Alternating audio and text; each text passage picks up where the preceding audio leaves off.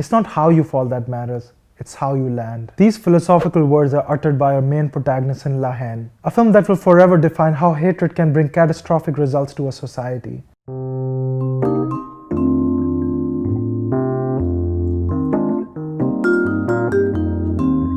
Welcome everyone to the Bucket List Reviews. My name is Gibran, and this is the review of a contemporary coming-of-age French classic, Haine, a film that you have to watch before you kick the bucket.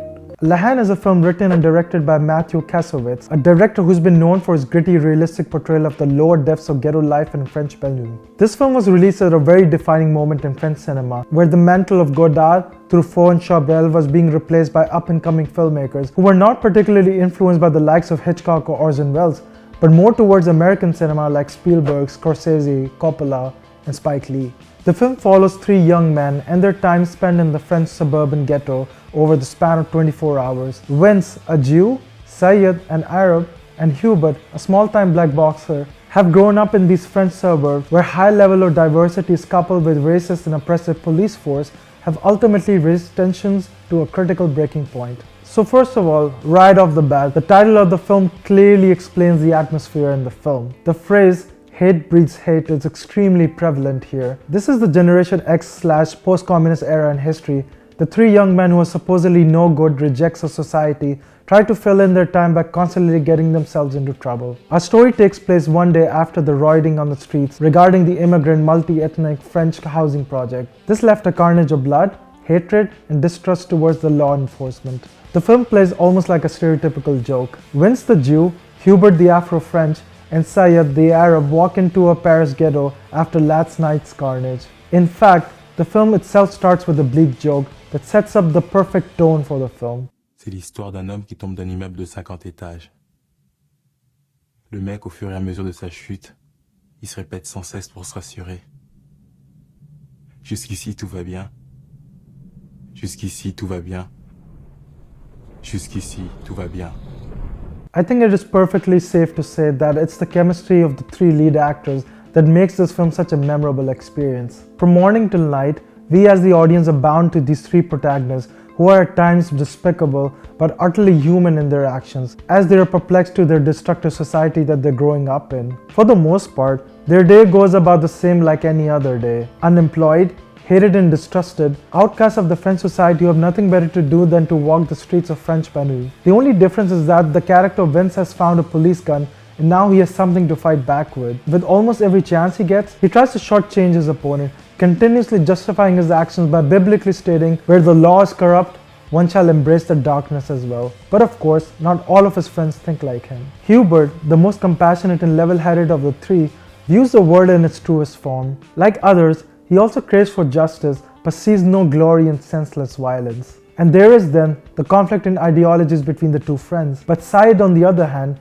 takes a more diplomatic approach. His ideas merely swear to whomever ideas speak the loudest. But in actuality, the ideology of Vince, Hubert, and Syed are practically the mere facade of any society. Those who want radical change by any means necessary, which is Vince. Those who abide by the law for a change, which is Hubert. And finally, those who follow wherever the most popular ideology pushes them into, which is Syed. Let's try to understand the narrative of Haine for a bit. What makes this film so unique in its delivery is its lack of three-act structure. The scenes are loosely but intricately connected with one another. Usually in a typical film, tension and sense of urgency is built up through cause and effect, mainly from our main protagonists. For example, in the Disney animated film The Lion King, the effect of accidental death of Mufasa leads Simba to escape to the wild. This gives a sense of reason for our audience to anticipate how our protagonist will overcome this issue. Haine, on the other hand, very steadily builds up this tension of distrust and annoyance without any real plot device. From the rooftop barbecue to goofing around in an abandoned warehouse, these are all actions that relatively describe what a typical day for them feels like. The only real conflict in the film is that their friend is in critical condition due to police brutality, and they're constantly conflicted if hate should consume them or not. Now, typically speaking, this is what a film narrative graph looks like. The peak at the end of second act is what defines the final act of the film. In its simplicity, Haine's plot structure, or lack of it, is too complex of a film to be broken down into three-act structure. The escalation of tension and hopelessness is what defines this film to the core. One of my favorite scenes from the film has to be the old man in the bathroom. On the surface level, this scene is completely pointless to the overall structure of the film, but the old man randomly explains his traumatic past in such a nonchalant fashion, which for the first time in the film, actually makes our main protagonist stop and think. Au revoir.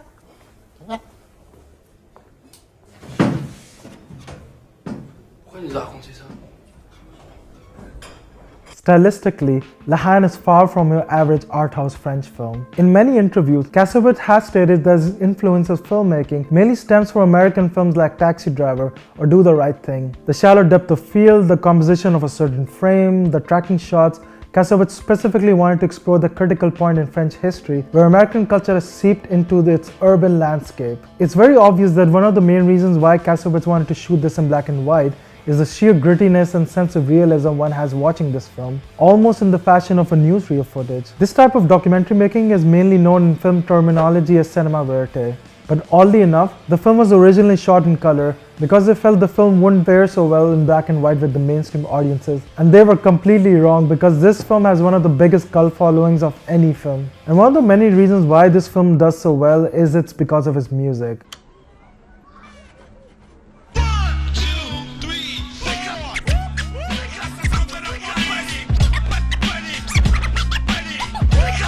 The music defining each scene blends so beautifully into the atmosphere, complementing each high-fueled or small quiet moments in the film. Taking cues from the Vietnam War, music constantly plays as a massive part as a resistance against the tyranny, and Haine embraces the technique into its visual storytelling. Haine is quintessentially a character exploration film. It tries to discover its purpose of existence in a world gone awry. And what makes this film even more prevalent is the rise of the far right in France at the moment. The disillusionment and disenfranchisement of human civilization is near, and we somehow all have to cope up with living together or face annihilation. And with each passing year, Haine is becoming more and more relevant to our ever-changing ideas of an ideal society and those who suffer under such consequences. Haine has stood extremely well with the test of time, and I could not recommend this film more. It's available on Criterion Collection on Blu-ray and DVD. It's raw, hilarious, disturbing, but most importantly, a valid criticism towards the failure of our modern society. So, that was my review of Haine. What did you guys think of the film? Leave a comment in the comment section below.